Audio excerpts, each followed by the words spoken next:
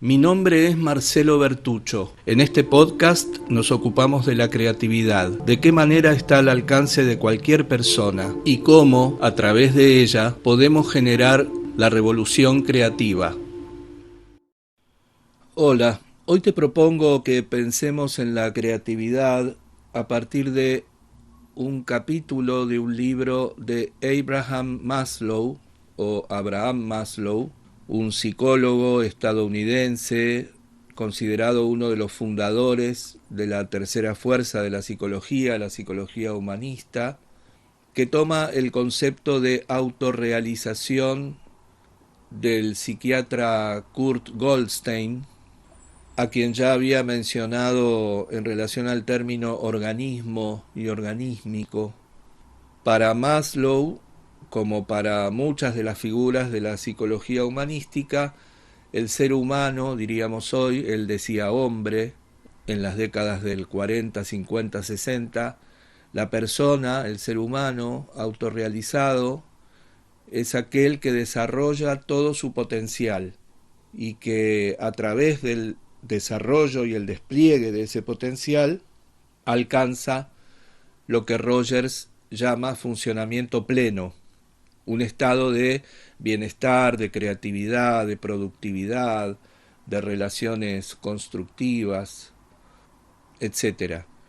La referencia más conocida de Maslow es la pirámide de las necesidades, en la cual se ubica en la base el rango de las necesidades fisiológicas y en la cúspide la autorrealización.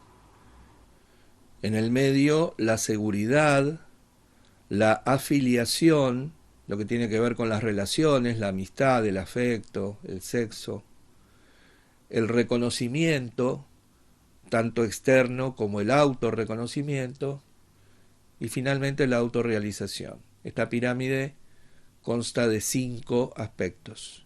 La fisiología, entonces, la seguridad, la afiliación, el reconocimiento y la autorrealización. Podés buscar esto en internet, lo vas a encontrar enseguida, vas a encontrar muchas visiones, muchas miradas sobre esta pirámide.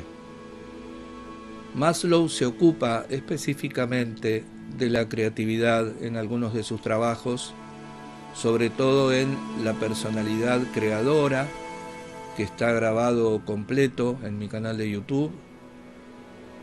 En motivación y personalidad también se ocupa de la creatividad, y en el hombre autorrealizado, al cual pertenece el capítulo de título Creatividad, al cual me voy a referir hoy. Maslow empieza diciéndonos que, observando a un grupo de personas con interés investigativo, descubre que la creatividad es un potencial humano y que es innato ese potencial, y que no refiere únicamente a un don especial que pueden tener los artistas, las artistas, ni, consecuente con esto, como finalidad la creación de obras artísticas.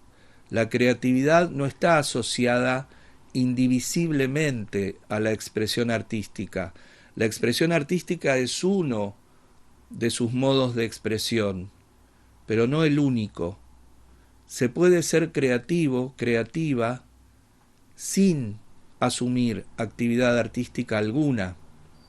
Además, como este potencial es innato y es efectivamente un potencial, podrá ser desarrollado y convertido en acto a través de, como decíamos en episodios anteriores, únicamente por la iniciativa, la voluntad, el trabajo, la escuela y el pedido de ayuda. Sí puede suceder espontáneamente en algunas personas que tienen una disponibilidad creativa mayor que otras y que no necesitan trabajar sobre esa creatividad porque la tienen adelante, la tienen en sus manos. La dificultad que trae esta vivencia es que a lo mejor una persona puede ser muy creativa en algunos ámbitos, pero como esto le resulta automático, mecánico, o en el mejor de los casos integrado a sus herramientas, a sus recursos, quizá pueda ser muy creativa, muy creativo en algún ámbito artístico, por ejemplo, puede ser alguien un gran artista, una gran artista, pero no tener la posibilidad de ser creativa, creativo en su propia vida, porque no es consciente de su potencial creativo. Lo tiene y lo usa en aquello en que lo puede usar. El descubrimiento de Maslow comprende entonces que la creatividad es un potencial humano, que no se desarrolla sin iniciativa propia, sin trabajo, y que puede existir espontáneamente en algunos aspectos de nuestras vidas y no en otros. Y es más, un artista o alguien considerada artista puede no ser creativo, puede no ser creativa. Se puede abordar la actividad artística desde la técnica, desde la experiencia de los maestros, las maestras, desde la espontaneidad, como decía antes, pero puede no practicarse el poder sobre la propia creatividad y fortalecer, entrenándola, una conducta organizada según preceptos creativos. Hoy en día, que la formación artística además está tan academizada en lo formal, por lo menos, que prácticamente todas las actividades artísticas se han convertido en carreras universitarias o terciarias y que constan de currículas muy rigurosas en relación al conocimiento que debe ser comunicado, etcétera, que vemos una disminución notable de los impulsos creativos y de los procedimientos creativos. En todo caso, una parte que yo creo que se olvida en muchos casos, muchos casos, es que en todo caso la formación académica debe subordinarse, ponerse al servicio de los impulsos creativos, de los procedimientos creativos, que son los únicos que van a dar a luz la verdadera expresión genuina, subjetiva, propia, única, irrepetible de cada persona que se expresa. De lo contrario, se produce lo que se está produciendo desde hace muchos años, que es una muy limitada homogeneidad en la cual las novedades están siendo muy pocas. En este mismo sentido, para Maslow, la creatividad tampoco es un sinónimo excluyente de salud mental, porque cuando es espontánea puede aparecer, como decía antes, en alguno de los aspectos de nuestra vida, espontáneamente. Ahí sí parecería un talento, una disposición especial. Sin embargo, no es más que la intuición de una posibilidad creativa que se manifiesta en circunstancias especiales y no todo el tiempo, y por fuera de la voluntad y el gobierno de la persona. Maslow nos da el ejemplo de, entre las personas estudiadas en este experimento, de una mujer con muy pocos recursos económicos que lleva adelante su familia de una manera creativa, que administra esos recursos, esos pocos recursos de su familia, de modo creativo. Esto es, no concibiendo límites. Un aspecto de la creatividad que conviene recordar todo el tiempo para afirmarlo, para integrarlo, es que la creatividad no concibe límites, no los tiene. Acepta, como describe Maslow la conducta de esta persona, acepta las oportunidades que se le presentan para la acción, para tomar decisiones. No lamenta lo que no tiene, valora e integra lo que tiene. y se pone en acción en vínculo con eso que tiene y hace algo con eso, hace lo mejor que puede con eso. Habla Maslow de cocinar, criar hijos, manejar una casa, como tareas que pueden ser sumamente creativas. Menciona a un psiquiatra, a una persona que se dedica a la ayuda social vendando heridas, a un atleta, a un comerciante, como personas con las que él trabajó para hacer esta investigación y que resultaron ser sumamente creativas en sus actividades sin ninguna intención artística. Maslow, para explicarnos que el arte no necesariamente tiene que ver con la creatividad, pone un ejemplo que yo prefiero revisar porque habla específicamente de un violonchelista o un actor como solamente medios o portavoces de la creatividad, no como creadores. Esto probablemente tenga que ver con cierto desconocimiento quizá específico de estas actividades, pero hoy podemos considerar, o por lo menos yo puedo considerar, que un violonchelista o cualquier músico que toca en una orquesta, por ejemplo, o un actor, una actriz, pueden ser creativos o pueden no serlo. Por supuesto que hay muchos violonchelistas que no son creativos, muchas actrices, muchos actores que no son creativos. Pero esto no quiere decir que la actividad de tocar una música que existe en una partitura o de llevar adelante un texto escrito o una puesta en escena concebida por otra persona no permita la actividad creativa, justamente porque esta actividad no tiene límites. Y por supuesto que si se puede aplicar la creatividad a la administración de la economía de un hogar, ¿cómo no se va a poder aplicar a la actuación o a la música cuando son reproducciones de obras de otras personas? Pero sí cabe tener en cuenta que pueden no ser creativos para nada y que esto marca una diferencia muy grande entre quien frente a eso que tiene delante, que puede ser la partitura de la obra, la indicación del director de orquesta, los compañeros y un montón de otros factores, pueden hacer que esa persona, que ese ejecutante, esa ejecutante, se pongan en vínculo con esa situación y toquen su parte de la partitura, de la sinfonía, del concierto, de lo que fuere, de una manera peculiar, subjetiva, individual, propia. Y por supuesto que esta dialéctica, esta organización entre estos dos términos, obedecer la partitura, sumarse al colectivo de la orquesta de modo singular, sea lo que genere una orquesta mucho más interesante.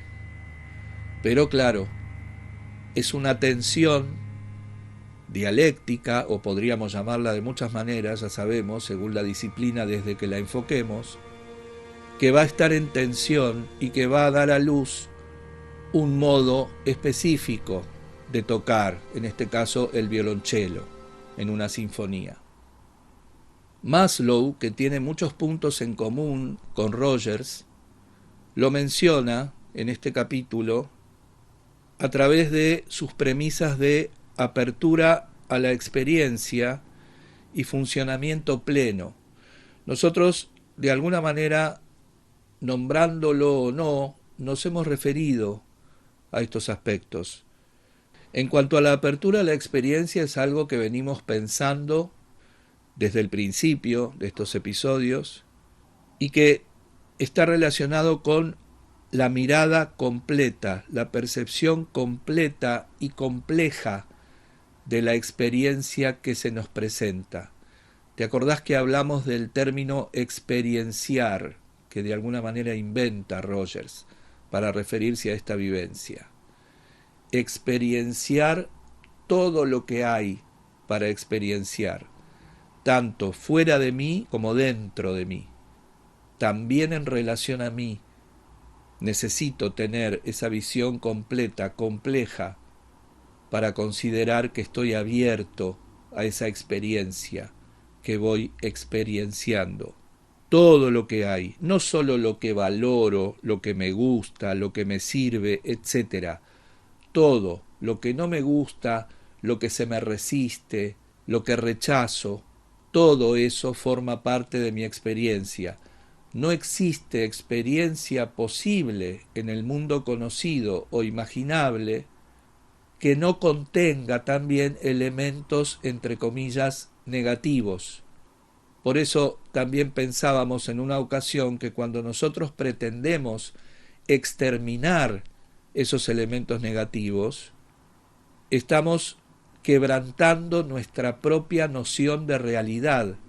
Si nosotros consiguiéramos hacer esa escisión entre lo, entre comillas, positivo y lo, entre comillas, negativo, estaríamos destruyendo nuestra idea de realidad. No es posible. Por lo tanto, es una frustración permanente, porque nosotros podemos tener la ilusión de que la batalla fue ganada, pero vamos a ver que enseguida, como la vegetación, eso, entre comillas, negativo, vuelve a crecer, aún bajo otro aspecto, porque no se trata de lo que es, de las cosas, de la materialidad con que se manifiesta esto, sino de un principio de la naturaleza conocida que no podemos corromper, que no podemos quebrantar. Esta es la experiencia completa. En algún momento mencionamos la palabra apercepción en otro episodio, en otros episodios. Es un término muy preciso que tiene que ver con apercibirse. Viste que a veces el sufijo a denota negación, como que sería apercepción, podríamos entenderlo según algunas reglas del lenguaje como ausencia de percepción. En este caso es percepción subjetiva, podríamos decir. El modo en el que nosotros nos apercibimos de lo que percibimos. Esta apercepción, nuestra vinculación con lo que percibimos, es lo que va a brindarnos la experiencia completa.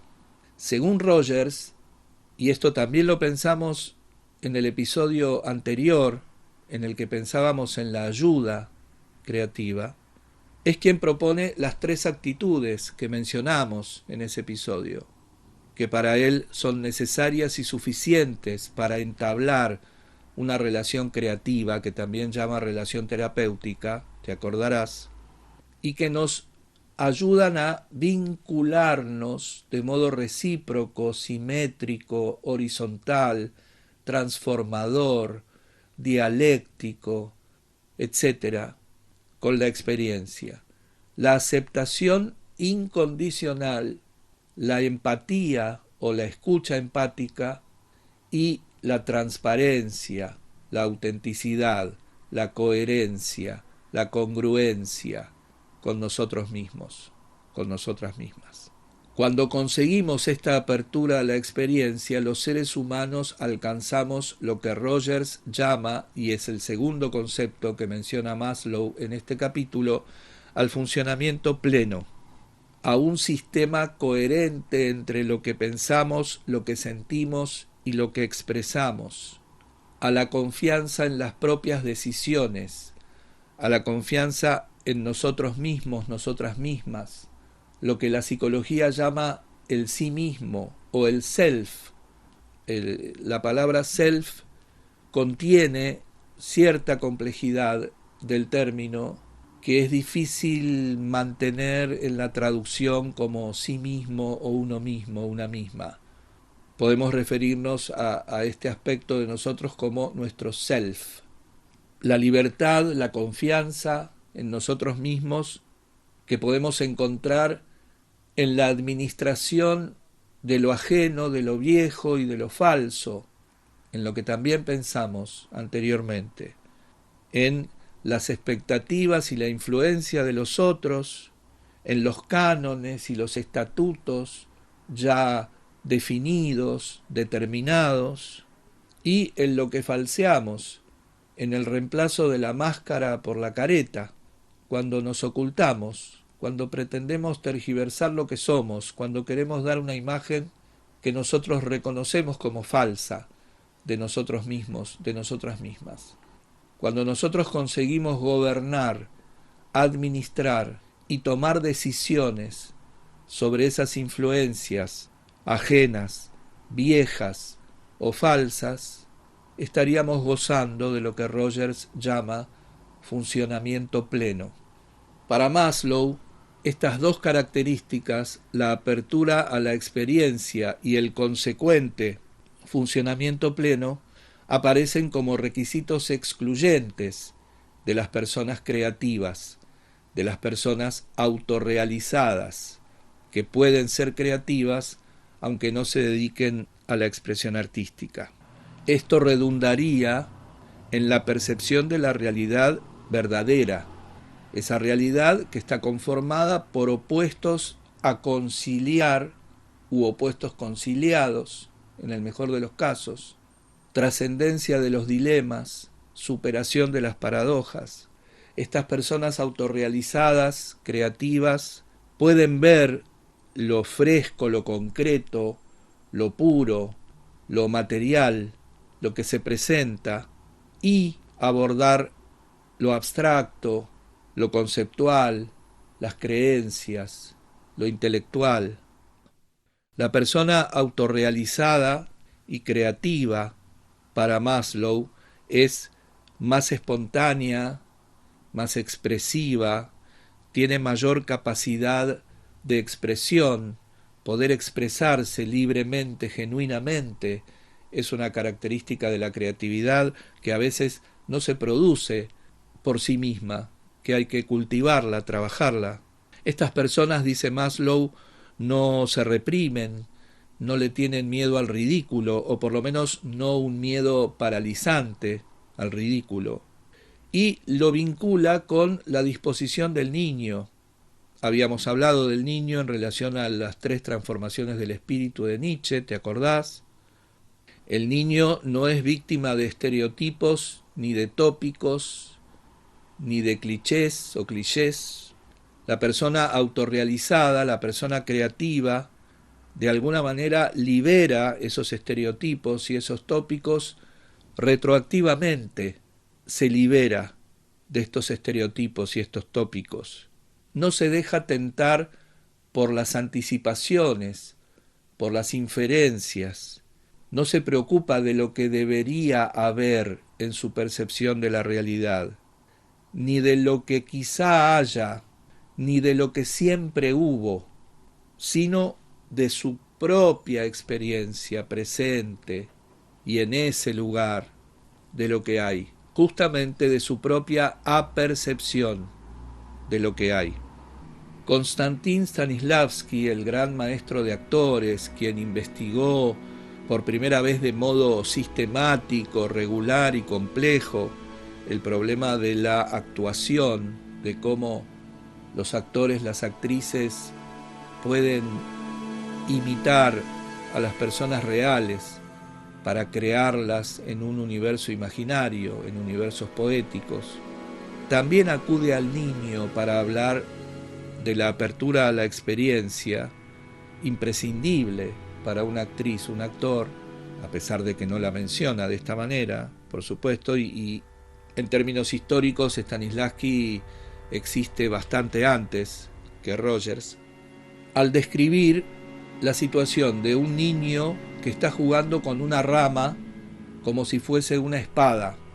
Dice Stanislavski que si nosotros nos referimos a ese objeto como una rama, el niño espontáneamente nos dirá que es una espada, y si lo mencionamos como espada, nos dirá del mismo modo que es una rama, porque para él es una rama y una espada. El niño no es catalogante, como tampoco lo es la persona autorrealizada y creativa. Transcurre con fluidez, con naturalidad.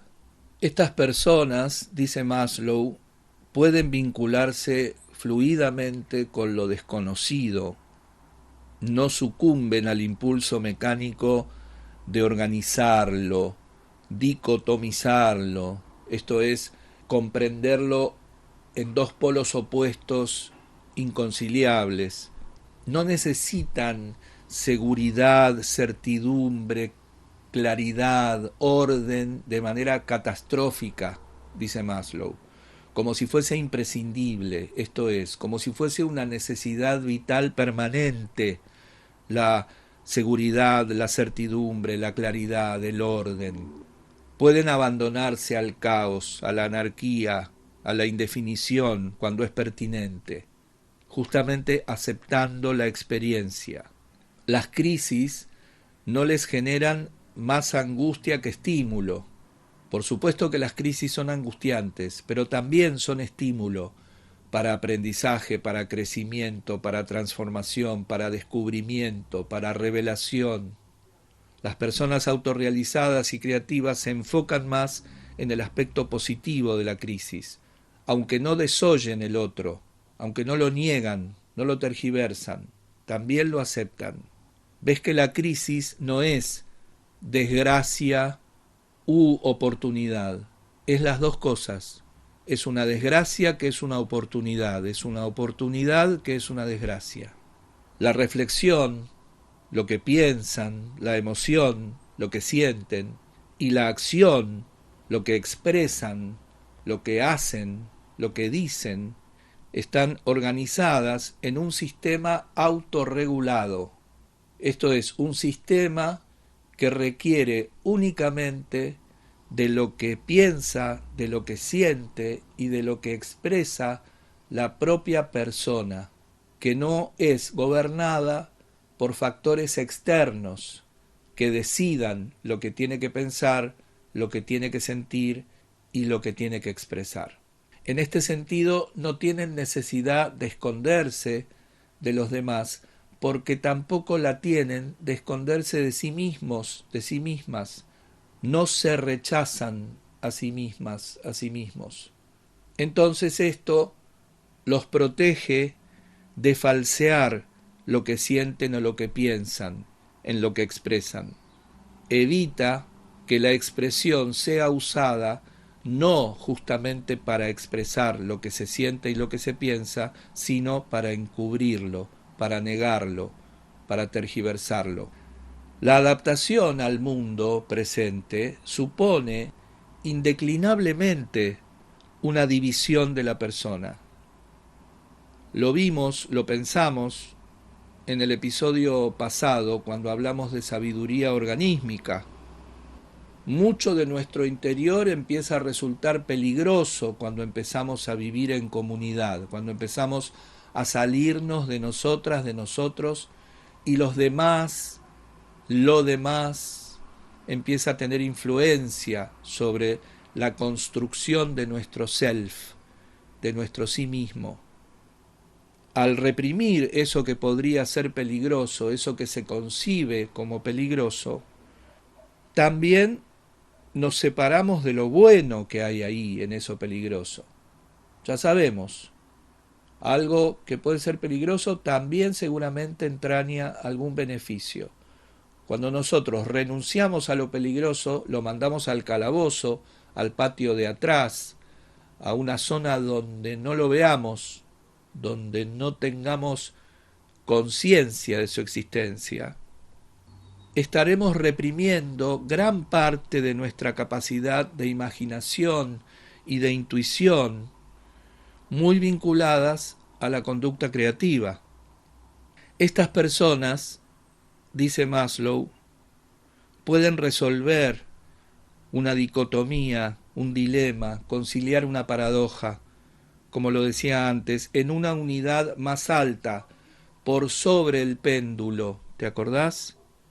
Es importante pensar en esta idea de superación del péndulo, aceptándolo en su totalidad. Según este procedimiento muy sencillo de cambiar la conjunción O por la conjunción I. No se trata de frío o calor, o como tercera alternativa la zona del medio, que sería tibio.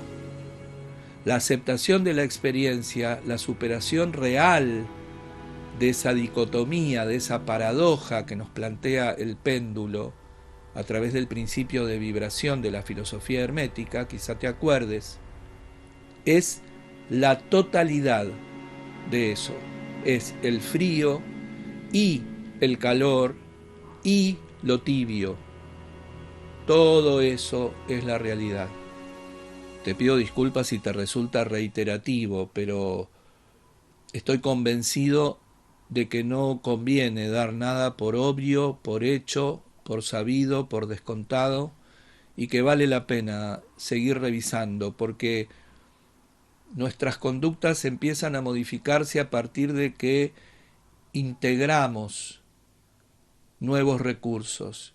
Y para integrar los nuevos recursos no alcanza con conocerlos a nivel cognitivo, no alcanza ni siquiera con comprenderlos. Hace falta recordarlos. Necesitamos recordar las personas, lo que sabemos, lo que incorporamos, lo que nos hace bien, lo que nos conviene hacer. Necesitamos recordar. Y para recordar hay que repetir. Desde distintos puntos de vista, con distintas formulaciones, repetir hasta recordar. Incluso nuestras neuronas funcionan de esta manera. Al principio, cuando incorporamos un recurso nuevo, cuando trabajamos con una conducta nueva, se crean lazos entre las neuronas provisorios, débiles, que van a fortalecerse a medida que nosotros repitamos ese entrenamiento. Por eso confío mucho en la idea del entrenamiento, de lo entrenable, de la práctica, de alguna manera de asimilar una técnica, un dispositivo procedimental de comportamiento que se integre a nuestro cerebro y a nuestro modo de ser, a nuestro self. Somos capaces de convertirnos en personas autorrealizadas y creativas. Todas las personas somos capaces, todas somos potencialmente creativas y autorrealizadas. Para que eso se ponga en marcha tenemos que tomar la decisión. Es, para Maslow, la creatividad una característica fundamental e inherente a la naturaleza humana, de potencialidad innata, que a menudo se pierde o se inhibe a medida que la persona es sometida, dice Maslow, al proceso de culturalización. Vale la pena detenerse un segundo en esto, y si consideramos el proceso de culturalización como parte de la experiencia frente a la que nos conviene mantenernos abiertos, abiertas, vamos a ver que como casi todas las ideas que podemos concebir, es una especie de fármacon en el sentido griego, que puede resumirse rápidamente como lo que no es bueno ni malo, que depende de un montón de otros factores, que esto sea bueno o malo, empezando por la propia gradación entre esos dos opuestos. En este caso podría ser la culturalización y el caos, o la culturalización y la ignorancia, o la espontaneidad absoluta. Podemos armar desde la culturalización un montón de conceptos opuestos complementarios de él. Esa culturalización evidentemente es imprescindible para que podamos vivir en comunidad. No alcanza con la sabiduría organísmica para vivir en comunidad. La sabiduría organísmica todavía habla de nosotros, de nuestras necesidades, de nuestros deseos. Es necesario que algo de eso se transforme para que podamos compartir la existencia con lo otro. El límite de esto es justamente que eso con lo que nosotros nos vinculamos no haga que nos perdamos, que perdamos nuestro self. Se trata otra vez de esta tensión sumamente creativa, la más creativa que podemos experienciar, que es la de ser yo mismo, yo misma, en sociedad. Esto es durante toda nuestra vida una tensión que vamos a ir administrando. Se entiende tensión a lo mejor como enfrentamiento o disgusto o pelea. No se trata de eso. Justamente, esto no es una pelea, es una condición de la naturaleza. Nosotros necesitamos hacer algo para incluirnos en un grupo, pero esa inclusión en el grupo no necesariamente significa la desaparición de nuestro self, de nuestro sí mismo. Es un trabajo de toda la vida.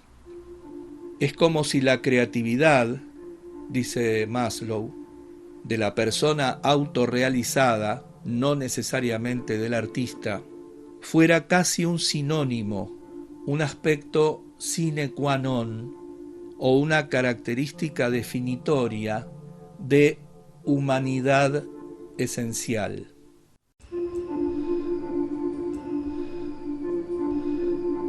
Hasta acá llegamos por hoy.